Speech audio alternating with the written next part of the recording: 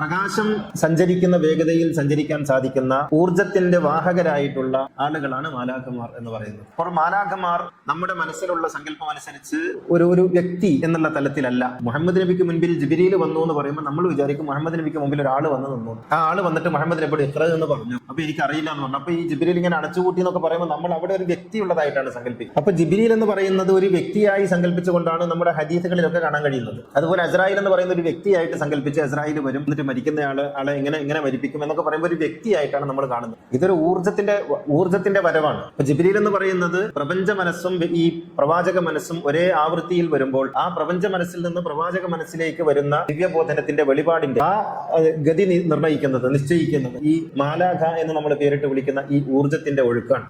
അപ്പോൾ മലക്കെന്ന് പറയുന്നത് ഒരു വ്യക്തിയല്ല, അത് ഊർജത്തിന്റെ വ്യത്യസ്തങ്ങളായ ഗതികളെ നിയന്ത്രിക്കുന്ന ശക്തികളാകുന്നു എന്നർത്ഥം.